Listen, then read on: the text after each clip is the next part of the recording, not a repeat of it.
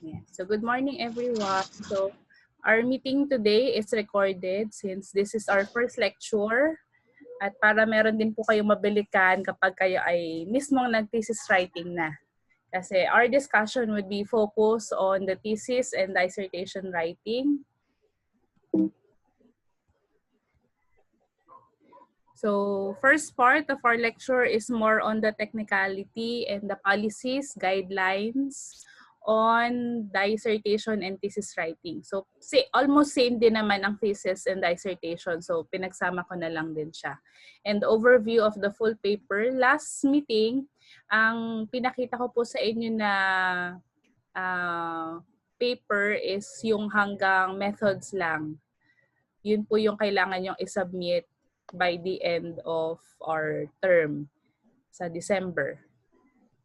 And procedures of graduate school dissertation preparation, guidelines for writing, protocols, style and format, organization and content, and the APA citation. Responsibility of advisor and advisee, and the policy on author and advisor co-authorship. So everything that we will be discussed ay makikita nyo po sa Manual for Thesis and Dissertation Preparation. And as mandate by Doc Alex, kailangan daw po natin na kumuha ng hard copy ng manual sa bookstore. Si Ma'am Weng and si Sir JR po ang magpa-facilitate dun sa mga students na mga malalayo. So coordinate na lang tayo kay Ma'am Weng and kay Sir JR. So with regards to thesis and dissertation, nandito po yung difference with regards to topic. Actually, wala namang pinagkaibahan with regards to the topic, pero in the specific area, magkakaroon lang ng difference sa scope. Kapag thesis, ang scope nito ay provincial, within Batangas province or kung saan man kayo nakalocate. So mas maganda kung saan talaga kayo, kasi may mga student ako na handle na NCR sila nag-work pero sila ay from Calabarzon or from Laguna specifically. So ang mas pinipili nila ay sa NCR kung saan sila naka-base ngayon. Kasi this would help you kapag kayo ay nag-data gathering. Pag dissertation more on the region, so Calabarzon region, Bicol region, Cagayan region. So kung yung buong region na sinasakupan nyo. With regards to the objective, kasi most of the time, the objective would depend on the number of variable. For thesis, it is at least 2 variable. And for dissertation, 3 variable. So kung 3 variable at 2 variable, your objective would vary. First objective would be the profile. Second and third objective would be on your variable. 4 and 5, test of significance.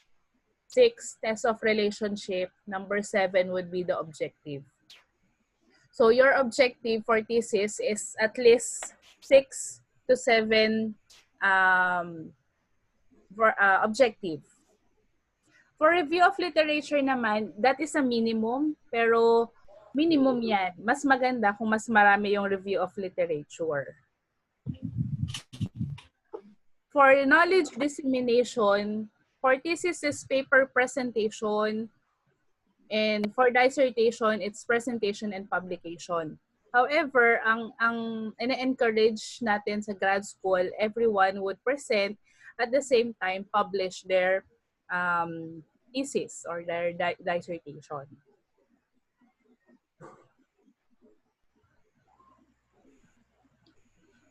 And with regards to the design, both could be quantitative and qualitative, but most of the paper presented and defended for the recent years, most of them are quantitative. Siyempre, ba't pa natin pahihirapan ng sarili, di ba? So, mas maganda if it's quantitative, wherein it is descriptive using the triangulation method. When we say triangulation method, we do 3 methods. Survey questionnaire, 1. Second is observation. or review of literature review, and number 3 is through interview. With regards to number of pages, this is just suggested, but minimum for thesis is 75 and for dissertation is 100.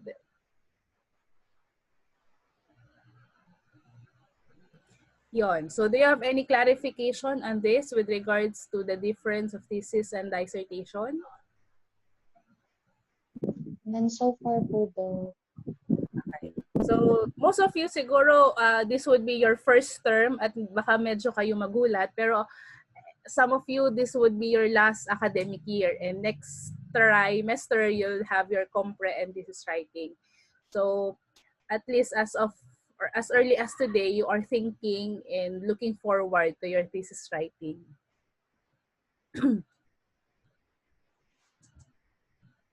For the requirements, master's and doctorate, of course, before you have your thesis writing, you need to complete the academic requirement, which for master thesis, you have three academic year, and then you'll have the comprehensive exam and then the thesis writing. Comprehensive exam before the thesis writing, and of course, enrollment of thesis and dissertation writing course. So you'll have your own thesis writing teacher, iba pa yun sa inyong advisor. For masteral thesis, it covers 8 months, equivalent to 2 trimester. And doctorate is for 1 year, 3 trimester. So to qualify for graduation, you need to submit 3 hardbound copies and with the approved thesis dissertation paper. Supposedly 1 month prior to the date of graduation. Pero never atang nangyari yun na 1 month bago mag-graduation ay naibigay na. Most of the time, laging buzzer beater. Kung kailan yung submitan, doon nagbibigay ng approval sheet. Kasi after the defense, you have to follow the procedure wherein you do the revision from the panel. Pag nagawa ang revision,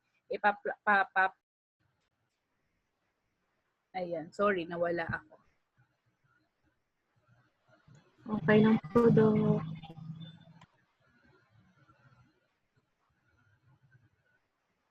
Ayan, sorry, nawala. Okay. So with regards to the requirement for graduation, so 3 hardbound copies together with the approval sheet submitted sa registrar, and hindi na nire-require yung CD, pero sa email na sinasubmit yung manuscript lahat kay Doc Alex, and paper presentation for master thesis and publication for doctoral degree.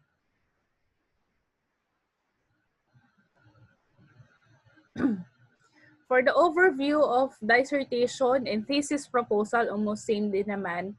The coverage would be working title, brief introduction, objectives, review of literature, methods, reference, and questionnaire. This would be same din ang gagawin nyo sa inyong title proposal. From the title down to methods with reference and questionnaire. So the preliminary, ibig sabihin ng preliminary, ito yung mga paper sa inyong manuscript na naka-Roman numeral. So from the title page, ito yung mga nasa first part. Title page, approval sheet, abstract, acknowledgement, dedication, table of contents, list of tables, figures, and appendices. Narrative or yung na main part of the paper includes introduction, objective, review of literature, methods, result and discussion, conclusion, recommendation, reference, and appendix. Ayun po. So, hindi ko na ito i-elaborate, but to make it simple kasi masyadong mahaba yung process, this is for dissertation. Merong DW1, DW2, DW3. Ideally, the dissertation would run for 1 year, Pero for masteral thesis, you only have TW1, thesis writing 1, and thesis writing 2. Ano yung thesis writing 3? Kasi para yung title proposal, pre-oral, and final defense. For masteral, ang title proposal nyo is during your research subject, which is ito yung tinitake nyo ngayon. Final requirement of the subject is the title proposal, which you would be having that on December 19. So, ang inyo pong title proposal, lahat ay sa December 19. During the research conference ng Team Philippines, so during the breakout session, may isang parallel session wherein ang panel nyo po ay si Doc Alex and Doc Bing and Doc Jen. So hopefully lahat kayo ay makapag-title proposal on December 19. And then TW1, thesis writing 1 is the pre-oral. Thesis writing 2, final defense. So, pakibasa na lang po nung procedure kapag na-receive nyo na yung inyong manual.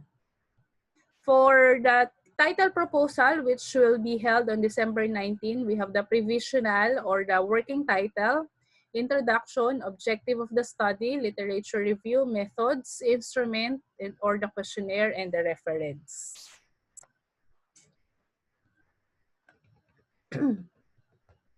So ideally, 10 to 15 minutes ang presentation nun, and then there would be a Q&A from the panel.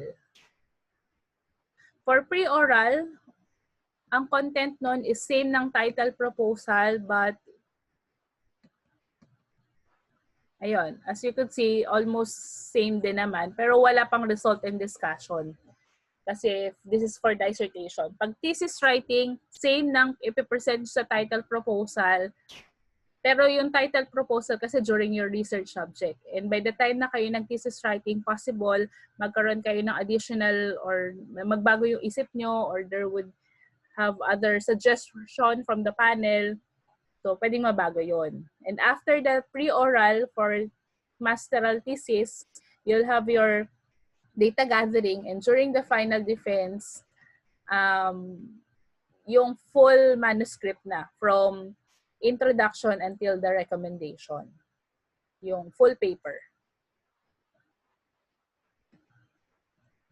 And with regard to the protocols, research format, since this is a graduate study paper, so panelists, especially Doc Bing, is very focused on the protocols format style. So with regards to the formatting, uppercase, left aligned, or naka-bold. So ito yung format. Makikita nyo po ito sa manual.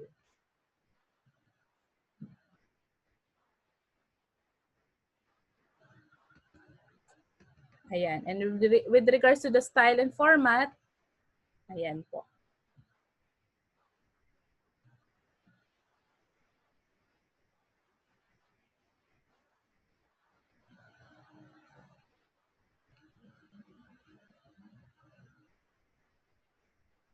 Organization of content. So let's have a quick overview on this.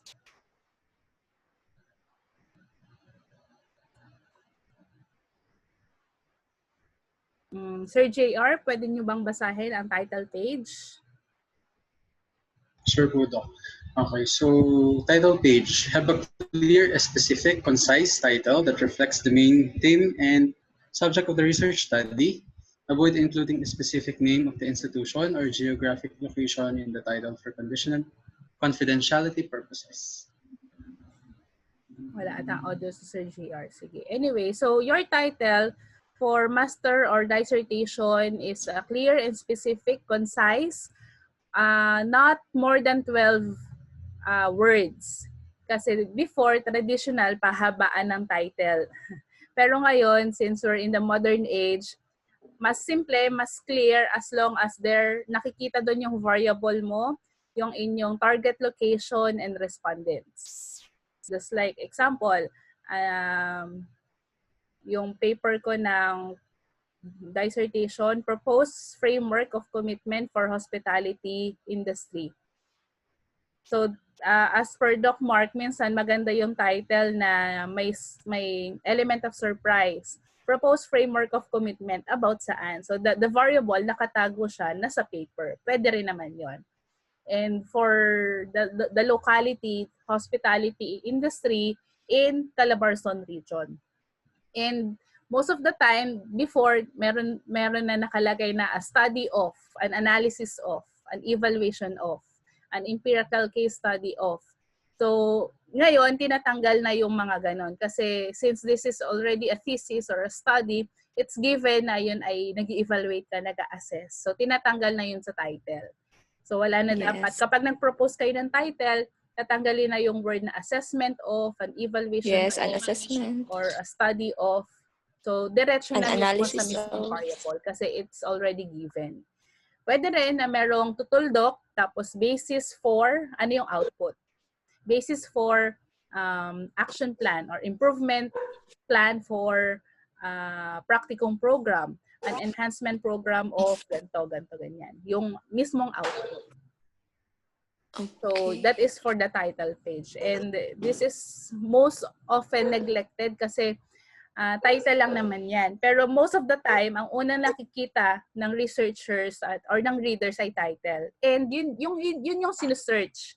We have the Google Scholar Science Direct. Sinusearch natin, ang unang lumalabas title. So if your title contains all the keywords, lalo na kapag yan ay merong in the Philippines or about sa inline sa sustainability development goals, so mas madali siya ma-recall at mas searchable. Ayun, yung approval sheet and abstract, so yun naman ay it would be further discussed on your thesis writing. Pero for now, yung title page or yung title nyo mismo yung kailangan nyong i-work on. And later, after our discussion, you are to propose a title or a topic together with the introduction. Pero yung part ng introduction, yung last part lang. Yung rationale. Because the introduction composed of different paragraphs. Ang ipopropose nyo, isasubmit nyo palang later ay yung rationale or rationale, yung last paragraph of the introduction. It would answer why would you choose that topic, what inspires you, or what is the connection of the topic to the researcher, and who would benefit. So, yun naman ay nasa LMS at in-screenshot ko yun for those na wala pang LMS. So, you could submit sa email kung wala pa. So, again, later you are to submit the title or a topic and the introduction, one paragraph for the rationale. Objective of the study. So, this would be based from your questionnaire. And we are to state the major and the specific variable.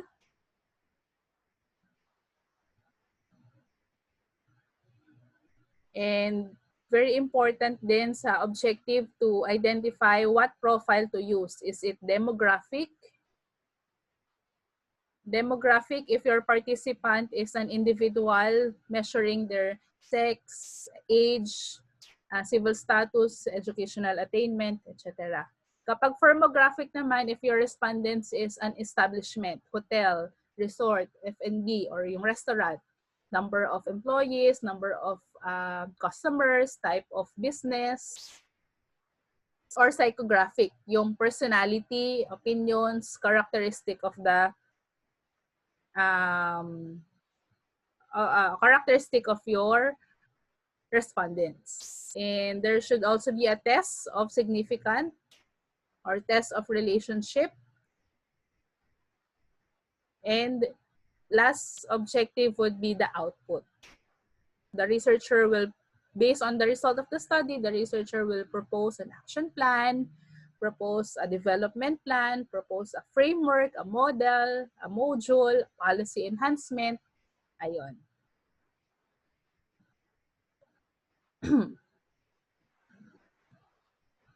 Ayan. For review of literature, Ma'am Christine, could you please read the first paragraph? Hi po. Can you hear me po, ma'am? Can you hear me po, ma'am? Review of literature. Reviewing of related literature and studies is a first step in research process when the student establishes the concepts and constructs or variables of the selected topic or issue to be addressed.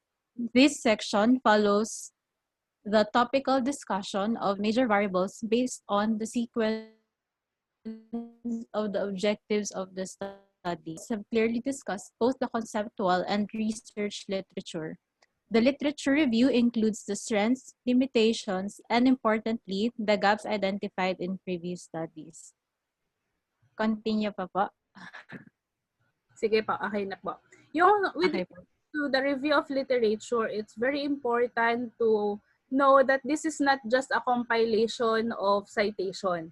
Kasi ito yung most common practice ng researchers and even the students. Copy-paste from the abstract, then compilation, sunod-sunod. First paragraph, according to Falaria 2020, ganto-ganto ganyan. Another paragraph, according to Katapang 2020, then yung sinabi ni Katapang, enter. According to Mendoza 2020, di ba parang naging compilation na siya, puro according to. Without knowing para saan ba yung review of literature. So it is clearly stated that this should discuss conceptual and research literature wherein it follows the sequence of objective. Ang purpose kasi ng review of literature, this would help you pag nag-analyze kayo ng result and discussion. So once na meron kayong questionnaire or instrument, you follow the instrument since the instrument is patterned after the objective. Example, my paper is proposed framework of commitment that is all about CSR. And my variable or practices of CSR, significance of CSR, and problems encountered. So my review of literature would mainly focus on these three variables: practices, significance, and problems encountered. So under the practices, variable number 1, practices in terms of environmental, in terms of ethical. So lahat ng mga indicators or questions na nasa questionnaire, hahanapan ko ng support sa internet or sa websites, journals, with regards to the practices in terms of environmental. According to Valley of 2020, reveals that hotels nowadays are practicing green practices, especially on ganto ganyan. Furthermore, it is supported in the study of MyConnect. So hindi lang basta lahat according to. Dapat siya ay suportahan. Hindi lang parang nagkahalat na lahat ng RL. So para may magamit tayo pag kayo ay nag-support na ng analysis sa methods. And most of the time, sa Google Scholar, makikita nyo yun, lahat ay all about the abstract. Iilan lang yung may full paper access. Ibig sabihin, yung iba may bayad, yung iba talagang madamot lang, nag-publish pa sila, hindi pa ibigay yung full paper, di ba? Pero most of the time, yung mga hindi nagbibigay ng full access, sila yung mga high-cited journals. So yung mga normal na journal or yung mga mid-level journal, abstract lang yung na-present. But kahit na abstract lang yung mababasa nyo sa Google Scholar, okay? So, pwede nyo pa rin makuhanan ng mga pwedeng ilagay sa RL. Tingnan nyo yung mga nasa gitna or last 2 to 3 sentences ng abstract. Doon nyo makikita yung part na the study reveals, the researcher find out, the result shows. So, ibig sabihin, yung key finding ng study ay makikita sa abstract. At yun lang yung dapat na ipakita nyo or i-copy or i-paraphrase nyo from the RL. Because there are some paper na nababasa ko, pati yung methods, yung objective ng study from the abstract, kinakopy. So, mas maganda na konti lang yung i-copy natin from the abstract, mas mababa yung plagiarism test natin doon. Kesa sa sobrang haba ng review of literature nyo, diniscuss nyo na lahat ng nasa abstract. Diba? So, ang ikakopy lang natin doon ay yung key findings and yung major Yon, yung findings and key findings ng studies. Sir Juan Carlos, second paragraph po ng RL. This is an important section for relevant research articles for different sources like the library, scientific journals, databases, the internet, peer-reviewed published studies or articles in reputable journals, and others. It is recommended that students must study at least 30 to 50 original research papers before starting writing and must have copies of such papers with them. It is required the use of recent citations and references that are published within the last 5 to 10 years, but beyond that is allowed if the author is discussing historical events. Do not use as reference the unpublished documents and lay sources such as encyclopedias or Wikipedia. Okay. So, thank you po. With regards to the citation and sources, it's very important kung saan natin kinuha yung ating mga sinasite. And since we already have an access sa Science Direct, and Science Direct would lead us to different journal, mas maganda, Science Direct and Google Scholar tayo mag-cite. And let's avoid the use of Wikipedia. Kung gagamit man tayo ng Wikipedia, punta tayo sa primary source. Diba sa Wikipedia may mga number 1, 2, 3. Pag kinilik natin yon, ililid niya tayo dun sa main source ng Wikipedia. Pero just to make sure that our study would be credible and reputable, let's cite from the reputable and credible sources, wherein yun yung mga journal, published articles. Pwede naman mag-cite from the news, especially kapag tayo ay gumagawa ng introduction because we need an empirical data. And the news itself would give us empirical data with regards to our topic, or you could also use website about, let's say for example, World Health Organization, yung main website nila, WTO, DOT, or yung TESDA website, pwede naman yun, pero let's just cite 1 to 2 sources from there. Pero majority of our discussion should be coming from the peer review studies or sa mga journal. And take note, it should be within the last 5 years to 10 years. And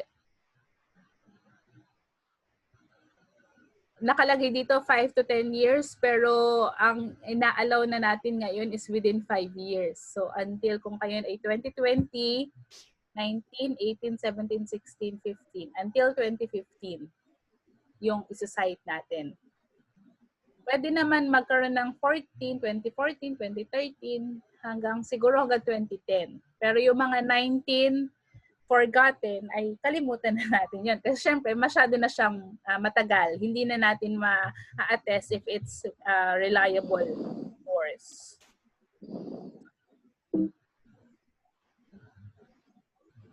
And take note, our thesis and dissertation both need to pass 20% similarity index. And from the similarity index, makikita natin doon, kahit na hindi natin sinite, ma-run, yung makikita ng system kung saan natin siya sinite. If it's a student paper, journal, or kung saan man.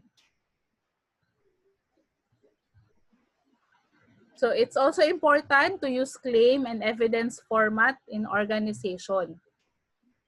Ibig sabihin ng evidence, claim and evidence, let's use aside from according to, in the study of, similar in the study conducted of, furthermore, affirmed by, so yung mga ganong claims and evidence. Para hindi lahat open and close parenthesis backlick 2020. Okay, so meron mga claim and evidences. With regards to material and methods, so take note, we use the word material if it is experimental. Ibig sabihin, nag-experiment, meron tayong ginawa na pilot, yung literal na experiment or yung qualitative method. Pero kapag methods, it's more on non-experimental or descriptive research study wherein we use a survey questionnaire. Ma'am Baklig, could you please read the research design and participant?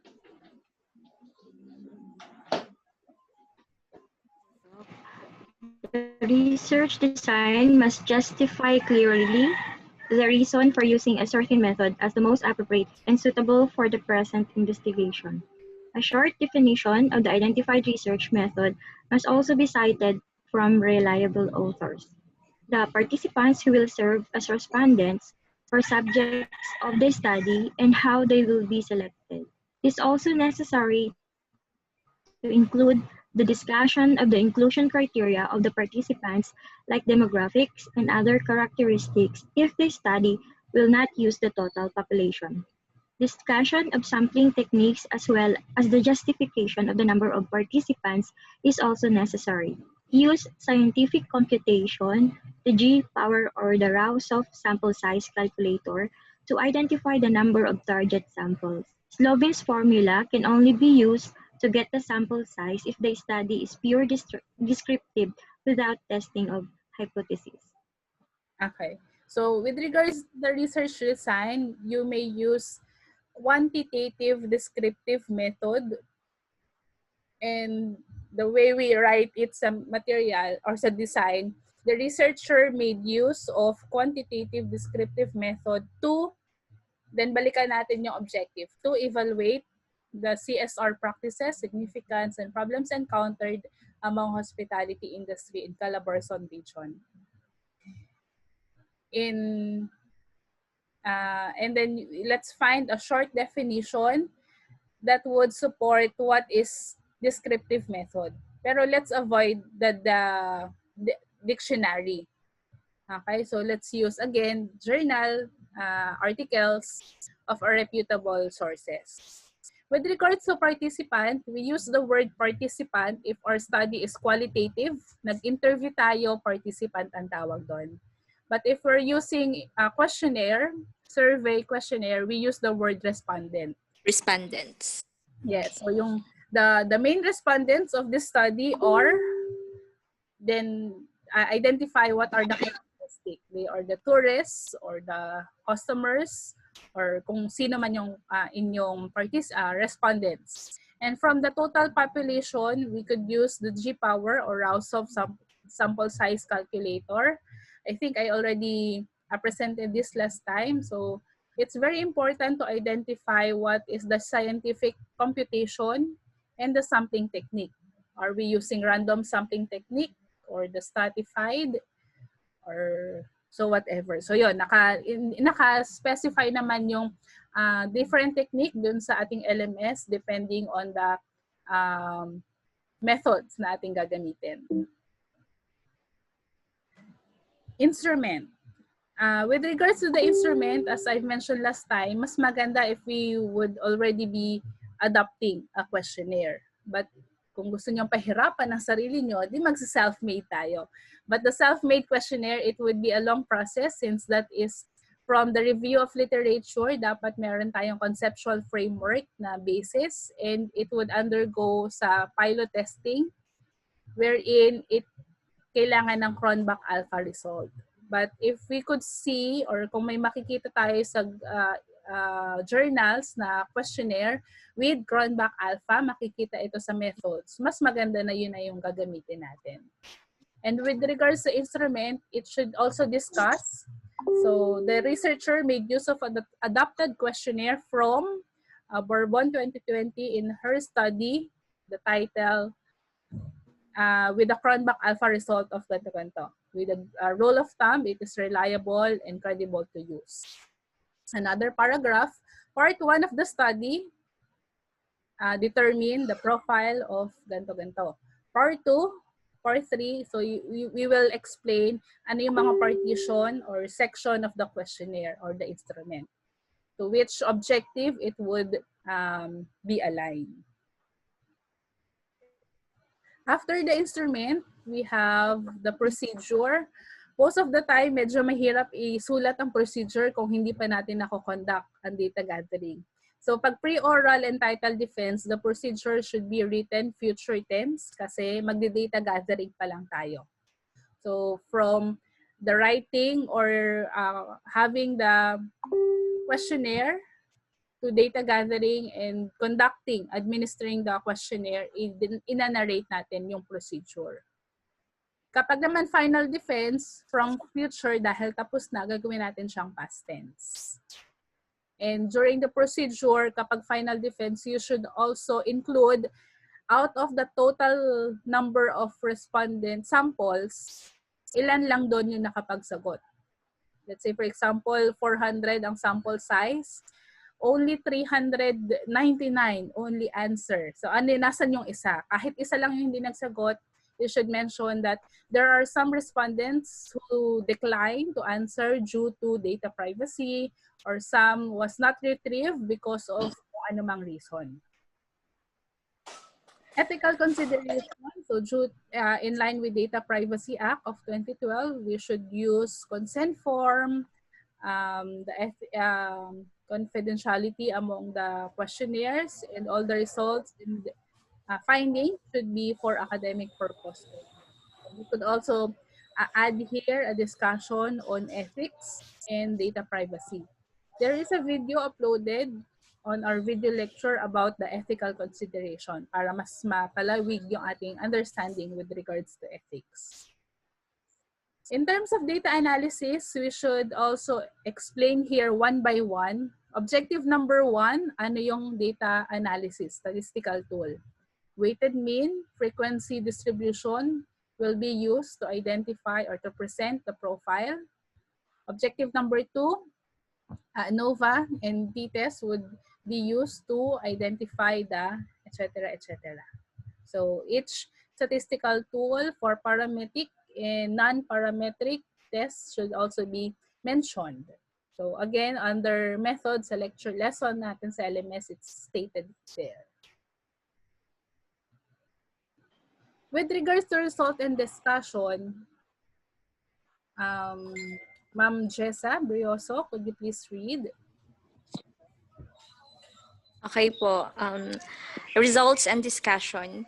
This part addresses the results of the data analysis. Tables and/or figures should be used to illustrate and summarize all numeric information. The purpose of this part is not just to reiterate what you found, but rather to discuss what the findings mean in relation to the theoretical body of knowledge on the topic and the discipline being examined. For qualitative and historical research, this part usually is organized by the themes or categories uncovered in the research. If the researcher has conducted focus groups or interviews, it is often appropriate to provide a brief descriptive, example given, demographic profile of the participants first. Direct quotation and paraphrasing of data from focus groups, interviews, or historical artifacts then are used to support the generalization made. In some cases, this analysis also includes information from field notes or other interpretative data. Example given, life history information. So with regards to discussion, so tatlo lang yun. Interpretation, analysis, and support. Interpretation of the table. So the table 1 presents the profile of the respondents. Majority of the participant or the respondents are ano yung highest and lowest interpretation. Analysis, in our own words, majority of the respondents are female.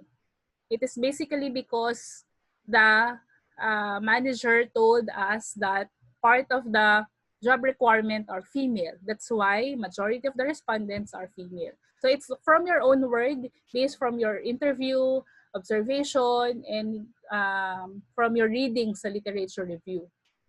This is supported by the study of Hernandez 2020 stating that women are etc. etc. Kung ano man yung sinabi ng citation nyo or support of RL based dun sa result ng study. Doon nyo babalikan yung review of literature. Kaya maganda na laman ng RL nyo ay in line sa inyong question and objective. Kasi pag nag-result in discussion, again, interpretation of the table with your own support of analysis and interpretation, analysis, and support of RL. You would do that sa top 3 and bottom 3. Let's say, for example, ang indicator nyo sa questionnaire ay 10. So, yung rank 1, 2, and 3, interpretation, analysis, support of RL. Rank 7, 8, rank 8, 9, and 10, interpretation, analysis, support of RL. Pero kung ang inyong table ay 5 lang or 6, so halos lahat i-interpret nyo yun. But the basic rule there is the top 3, bottom 3. Top 3 po. Ayan, analysis, interpretation, and discussion of support of RL. And in line with the Data Privacy Act, sabi doon, no personal opinion, di ba? Parang very contradicting. No personal opinion of the researcher should be added to the discussion. Pero you would use your own word. That's why on the interpretation and analysis, kahit yun ay in your own word, there should be no bias. Yes. Kahit ay babae ang ganito, kailangan kahit ikaw ay babae, dapat ang iyong analysis and interpretation should be based from the literature review, your observation, and the interview. Pero hindi may iwasan yun na may opinion ka. Bias. Oo, may bias. So, i-weigh din. That's why, on the first part, ngayong part ng paghahanap natin ng research topic, reading of the literature review is very important. Kasi doon tayo magkakaroon ng idea na mas mapapalalim pa yung knowledge natin with regards to our certain topic. Para pagdating ng RL, kahit na walang internet, walang wifi, kaya nating mag-interpret kahit walang RL. Kasi lahat yan, nakastock na sa ating minds. Kaya read and read ngayong first stage. Yes. And also, looking for a research topic should be in line with our interests or background para pag nag-analysis tayo, our own expertise ay mas mapapalalim yung discussion. So, yun yung importance with choosing a research topic that is in line with your expertise. Conclusion. The conclusion number 1 is equivalent to objective number 1. Since our objective number 1 is to present the profile of conclusion number 1, majority of the respondents are male, aged 20 to 26 years old, single, and having the educational attainment of masteral and doctoral degree. Objective number 2, practices of CSR. Conclusion number 2, the result revealed that hotel establishment have agreed practices specifically on environmental. So ano yung among the variable, sub-variable ng practices, ano yung pinakamataas na sub-variable. So basically, objective number 1, conclusion number 1. Objective number 2, conclusion number 2. So kung ilan na objective, ganun din ang conclusion. And the conclusion would focus on the highest rank. For the recommendation, would focus on the lowest. Bakit lowest? Kasi kaya nga tayo magre-recommend for improvement. So ano yung pinakamababa na view or pinakamababa na result? Let's say for example, in my study, ang pinakamababa ay ethical. So with that, my recommendation is that for the human resource management may have awards and recognition to boost the confidence and participation among the employees. So with the awards and recognition, magbo-boost in terms of ethical yung ating mga employees. So the recommendation would focus on the least rank sa ating result. And it's also important to address sino ba yung point person or agency responsible to your suggestion. And take note, we will use the word may and not should or must. Kasi pag should and must, parang you're imposing na, ay, kailangan Yes. ito. And as a researcher, we're just recommending. We are suggesting. So, the Department of Tourism may conduct a seminar and training period. Tama ba yun? So, dapat mas specific. Training and seminar on what? For what? So the Department of Tourism may conduct a tour guiding training so that the tourism attraction would be promoted and yun. So it should be specific, measurable, attainable, realistic, and time-bound. So kailangan naman makatotohanan. At we are not recommending yung nagagawa na. Ibig sabihin, if the DOT are already having training and seminar, hindi na natin i-recommend kasi ginagawa na nila. Kailangan yung bago, yung hindi pa nangyayari. Naiisip. Charot. Yes. And last recommendation would be the limitation of the study. The future researcher may conduct a study on the variables.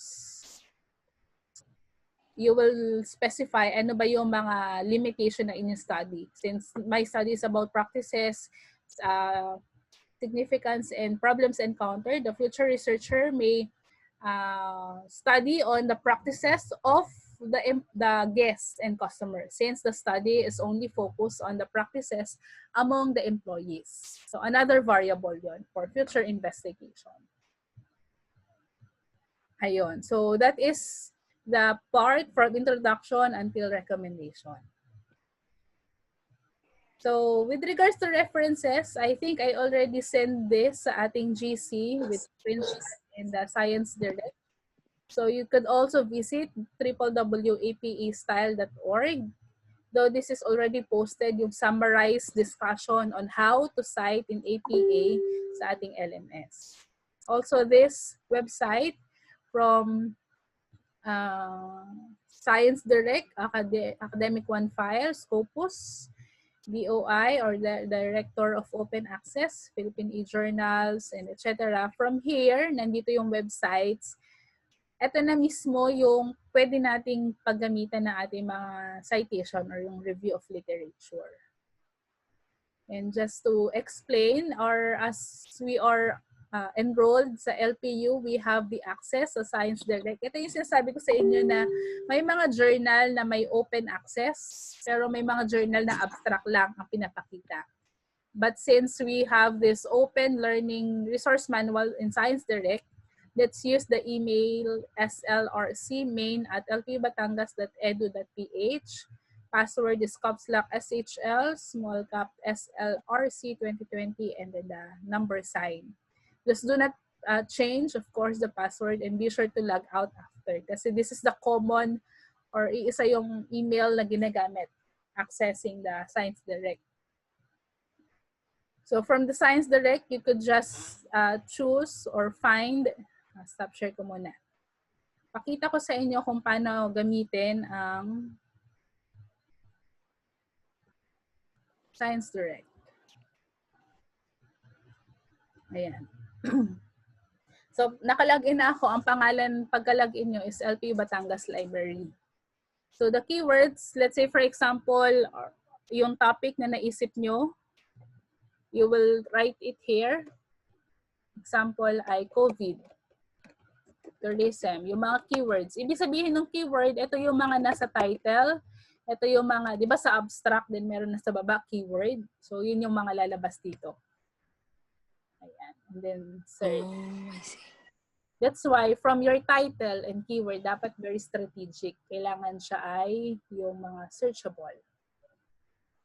And then dito sa year, pwede natin siya i-specify within 2020 or 2019 or 16 para siya ay ma-sort out na walang lalabas dyan na 15 and beyond. Pero since siya ay nakasort by relevance or by date, ibig sabihin yung pinaka-recent, ayan, impact of coronavirus, pandemic crisis on technology and cloud. Ayun. So from here, pwede rin tayong makahanap ng ating possible na paper. Depende sa ating topic. Public health preparedness and response to the pandemic 19 in the Philippines. Pwede natin gamitin ito. Pero tingnan natin if siya ba ay applicable. Normally, para makita ko if it's applicable, ang una kong hinahanap is the questionnaire or ano yung method na ginamit niya. This is the abstract. Normally, the abstract would include kung tungkol saan ba yung title, or tungkol saan yung paper, what is the objective. The paper analyze the major measures of the public preparedness and response. So this is more on a case study, and the method used was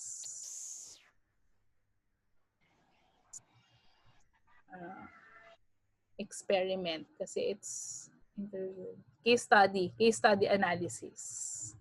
Action plan, formulate a COVID-19 action plan. Ayan. So since we have Science Direct access, we could access the introduction, the tables, and hanggang result and findings. Pero as you could see, ang ginamit niya ay case study, kaya wala siyang questionnaire. So balik tayo sa paghahanap. So ganun lang. Kapag maghahanap kayo, ang una niyong tingnan is the questionnaire. Kasi kapag may questionnaire, ready-made na kayong questionnaire, madali na kayong mag-continue.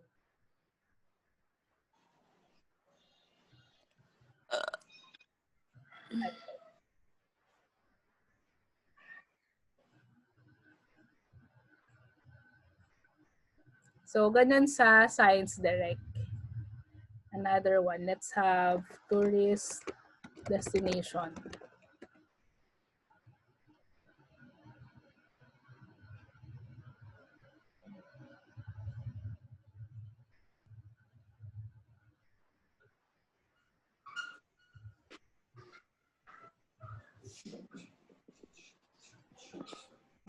Ito. Tourists perceive the destination attractiveness. So, ito, maganda dito, naka-focus na yung highlight. Itong mga highlight, ito na yung pwede nyong sabihin or gamitin sa RL. Yin, et al kasi 4 na sila. Explore on the tourist perceived crowding issues wherein it examines the fact, yun. So, from the highlight, may makukuha na tayo na pwedeng ilagay sa RL. Ayan. Tapos makikita natin yung table. Ayan. Meron siyang socio-demographic. So, ito na yung questionnaire niya in terms of gender, age, education. Oops. And then ito na yung questionnaire. So, pwede na nating magamit ito. Isa-cite na lang natin siya. And there is already a Cronbach alpha result. 0.67.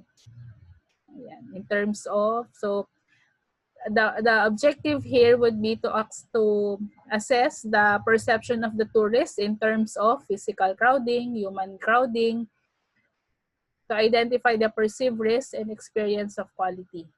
So, ito na yung kanyang mga indicators. And then, your scale could be strongly agree, disagree, or strongly disagree. Or always, sometimes, often, never. Ayan.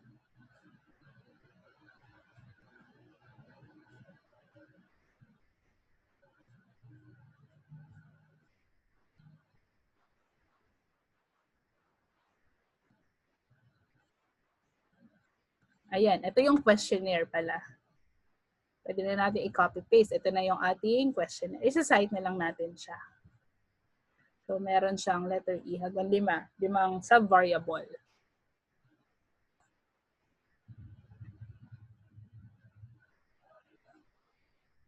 Ayun. So, that is for Science Direct. Tingnan naman natin yung Google Scholar. Ayan. Nakikita nyo ba Google Scholar? Yes po do. Ayan. Do you have already your account in Google Scholar? Wala pa po, Doc. Wala pa po, Doc. With your Gmail account, gagawa kayo ng profile. Makikita nyo yun sa taas, and then aking library, Tagalog na Tagalog, no? Aking profile, aking library.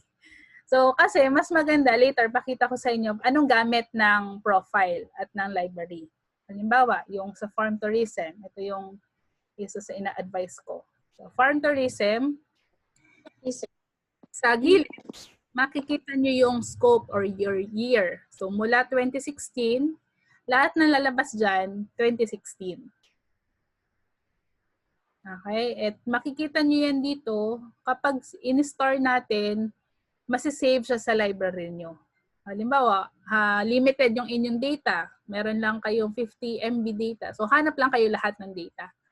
Tapos, kapag nawala na kayo ng data or kapag may mga mas madami na yung inyong internet connection, at least naka-file na siya sa iyong library pag in-star mo siya. Ito, i-click mo lang yung star. Yan, na-save na sa yung library. And then yung, ano ba tawag doon? Yung, ito, Citation. APA, naka-APA citation na siya. Last name, Wow. year, the first name, period, comma, and year, the title of the study, period, geographical research in italic, that's the name of the journal, comma, the issue, and the volume, and the page. So, ito na mismo yung naka-APA siya. 7th edition na po siya, ma'am, na APA. Naka-edition na ito. So, ito na mismo yung kokopyahin nyo. Ito, ilalagay siya sa reference list sa dulo. Last part. Pero pag nasa in-text, siya ay Machay et al. 2018. Kasi siya ay 3. Tandaan natin, kapag 3 or more authors, et al. Na yun mismo. Kasi on the previous APA edition, first citation, isa-cite lahat. Sa second citation, saka pa lang gagamitin yung et al. Pero on the 7th edition, even on the first time you mentioned the author, Machay, Nelson, and Perkins, naka-et al. Na siya. Ayan. So, maganda, I suggest magkaroon kayo ng one-word file for all the APA citation or sa reference style reference list and another word file nyo para sa mismong paper. Para madali. Or pwede rin mo magkasama, pero at least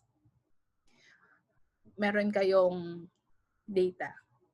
Ayan. So, ito, interpretive books advancing on the mobile methods in the entrepreneurial farm tourism. So, again, first part of the abstract would be what the paper is all about. Methods used. Ayan, the method and the findings.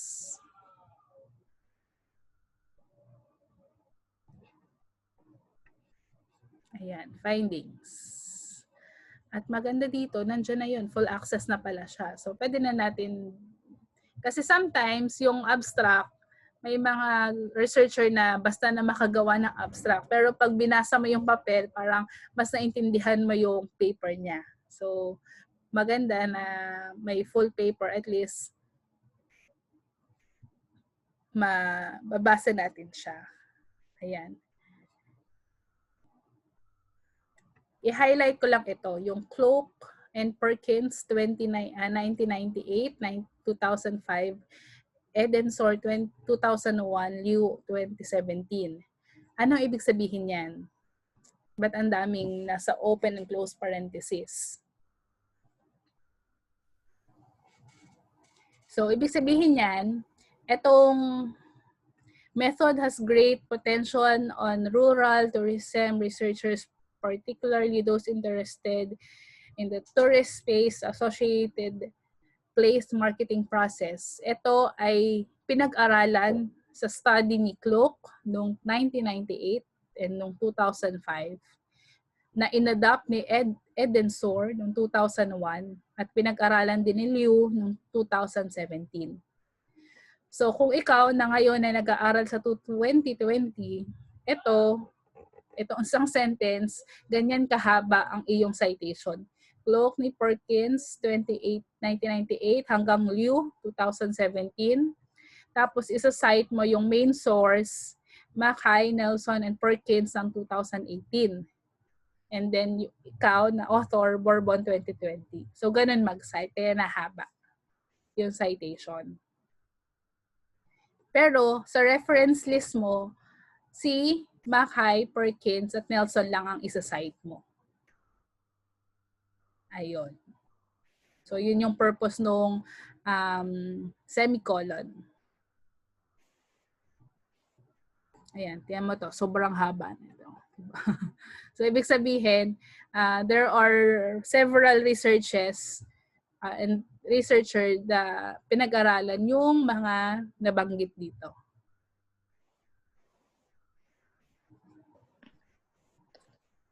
Doc, pwede po magtanong? Yes po.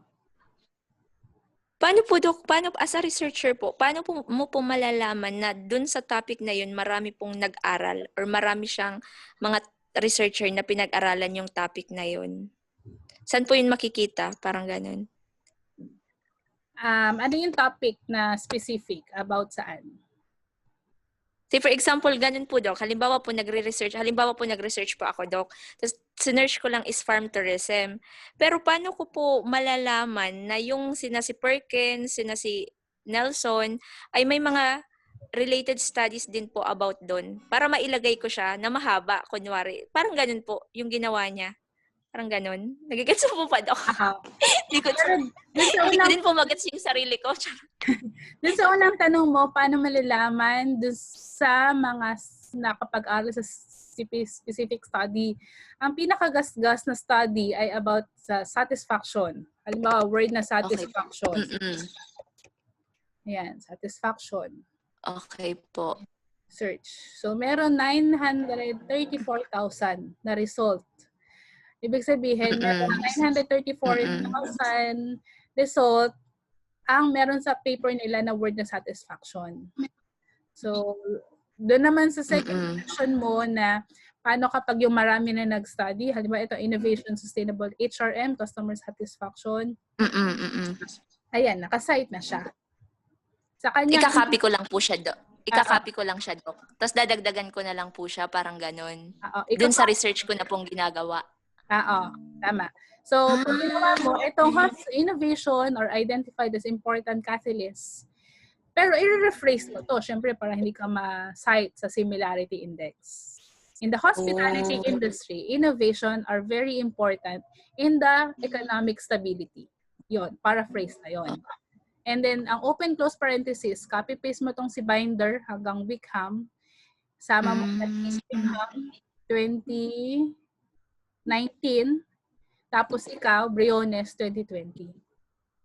Hindi pa pala ikaw kasi ikaw ngayon mo pa lang nag-aaralan. So hanggang Wickham 2019. Etong first sentence. Yan, ito.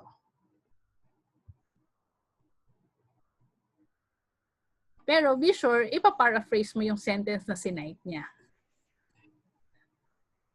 Okay po, Doc. So, Din po ako. Yes po.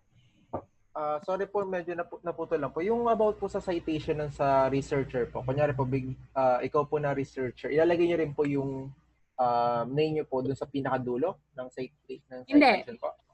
So, kung ito, kung ipaparaphrase mo itong innovation hanggang literature, si Binder, lahat ito, isa-cite mo, dadagdagan mo lang ng semicolon yung author nito, Wickham 2019.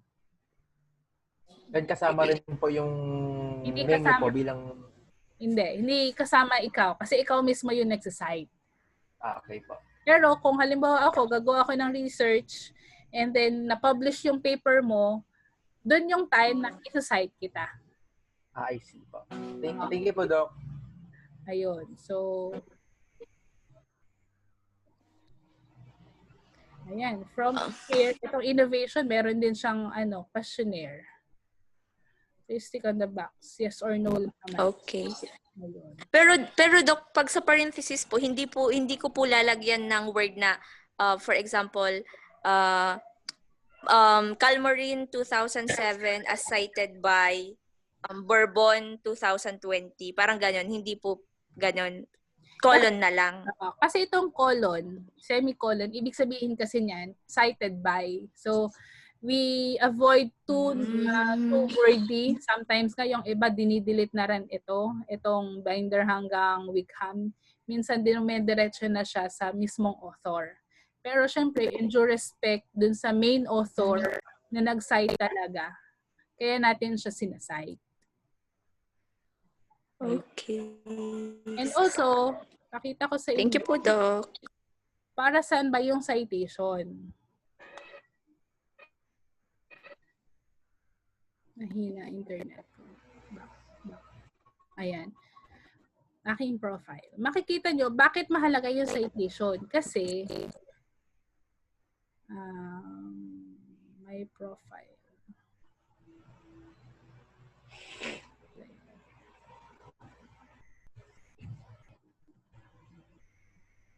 Ayan. So, ito yung profile ko. Nakikita nyo ba? Yes po, Doc.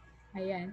Dahil ako na may bagong mananaliksik pa lamang, may 3 pa lang akong researches na nakapublish sa, sa Google Scholar.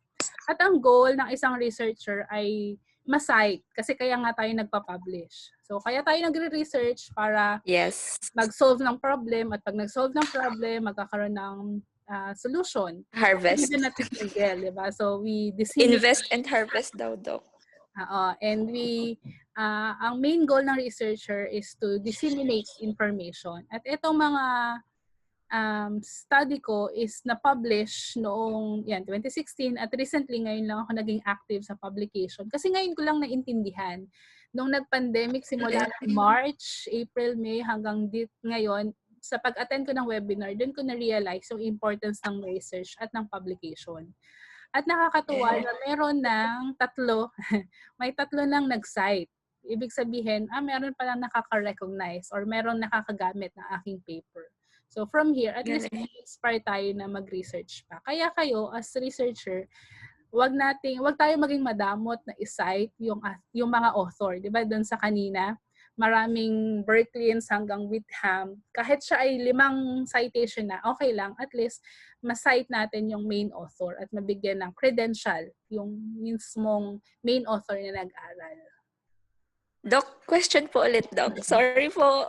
Interested kasi ko, Doc, sa research. Malalaman mo po, Doc, na sinasite ka kapag pinablish lang siya online?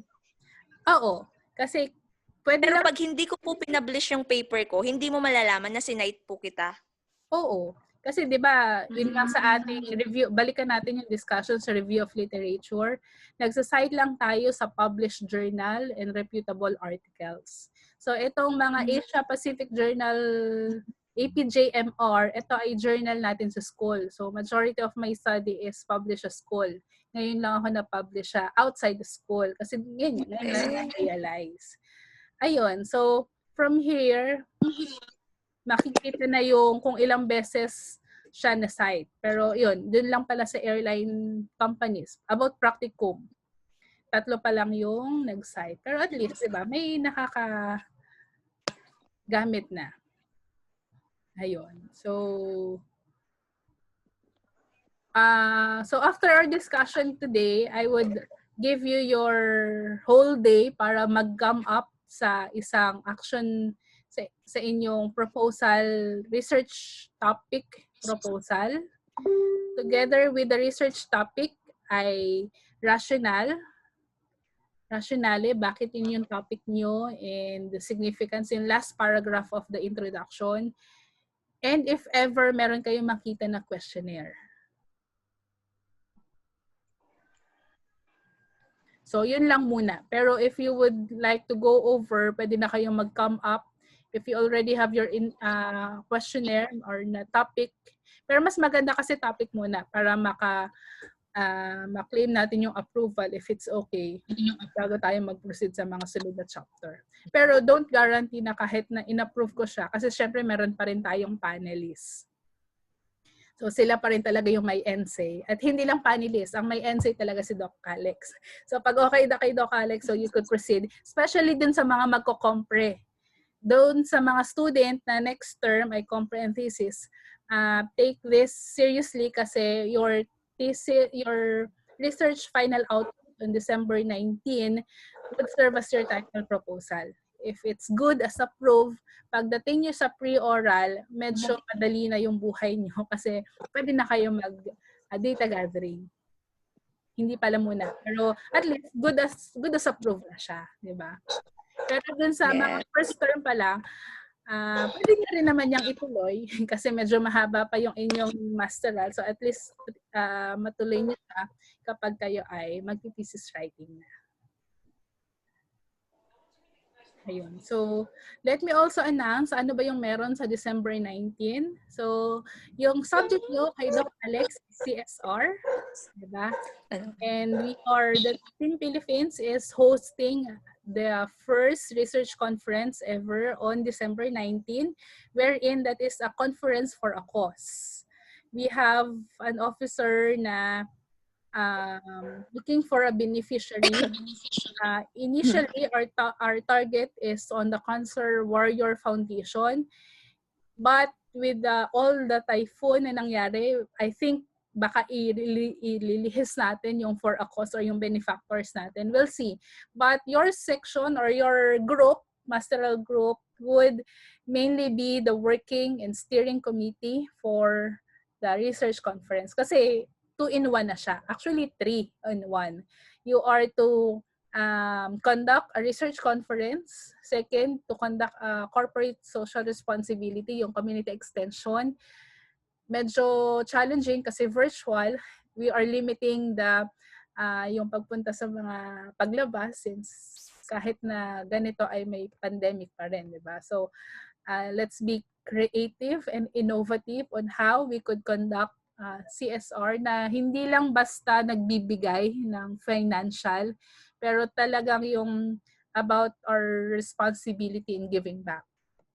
And number 3 purpose is for you to also present your title proposal. So, at least meron kayong idea na ganun yung mangyayari sa December 19. So, starting today, so we only have almost 1.5 months.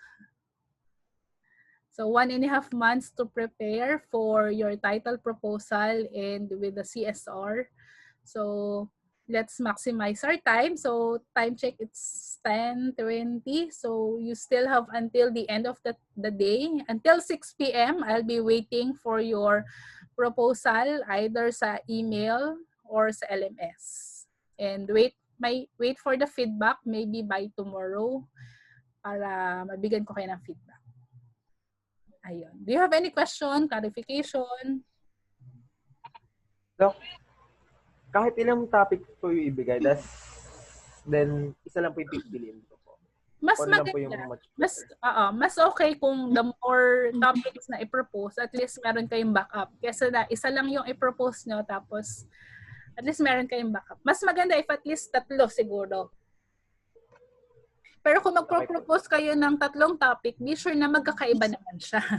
Kasi baka 3 topic na pero same under about guest satisfaction. So, pwede na iba't iba. Pero the reason, ang pag ina-approve ko kasi siya, depende dun sa rationale nyo. So, ano ba yung inspiration or purpose? Bakit nyo ito gustong pag-aralan? And also, if you have a ready questionnaire based dun sa inyong topic, mas maganda yon. And also, don't forget to cite the source. Kung magsa-cite ng source, yung APA citation, para mabalikan ko siya sa Google Scholar or yung mismong link. Okay. Okay po, Doc. Thank you po.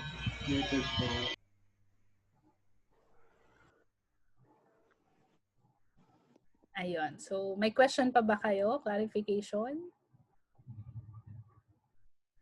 Good morning po, Doc May.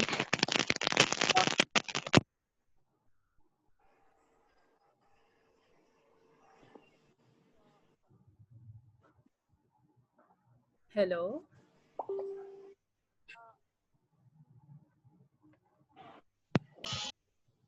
Hello, Doc May. Pakinig ka po ako. Yes, Ma'am Weng. Yes, ma'am. Nag-submit na po kasi ako kahapon. So, can I revise po or update po kung ano yung sinubmit ko kasi? Okay. So, our next week po, meron po ako. Sige po. Update kita later. Hindi ko pa kasi ma-open ang LMS sa laptop. Sa phone pa lang ako nag-check. Opo. Pwede po kayang sa email na hindi na po ako makakapag-submit through LMS. Pwede po sa email. No problem. Thank you po. Doc, may ako din po. May nakapag-submit na din po. Tapos during the discussion, yun po nalaman ko na, yun nga po, dapat walang mga analysis, mga ganun. So, papalitan ko din po, Doc, sa akin. Sa email na lang din po ninyo, Sige Doc. po. Apo. Doc, nakasend naman po sa Thank you po, natin. Doc. Sa GC po, yung ano. Apo, sa Kasi hindi pa po ako sa LMS. Okay po, thank you, Doc. Ito na lang po, para kasi hindi pa rin lahat ay kasi meron din pong concern yung iba with regard sa LMS. Siguro magagawa po ako ng Facebook group para doon yun na lang i-comment. Kasi mas accessible ako sa Facebook, sa phone. So, i-upload nyo na lang through sa comment. Pwede naman po mag-upload ng Word sa comment, no? So, at least doon ko siya makikita. Para ma-pressure na rin kayo. Ay, yung iba nakapasa na ako. Ipapasa na rin ako. Para makita nyo. Kesa sa email na medyo tago. So, ayun. And then I will add there si Ma'am We, yung mga friend ko sa Facebook, and then ipaki-add na lang po yung iba sa Facebook. So, gagawa na lang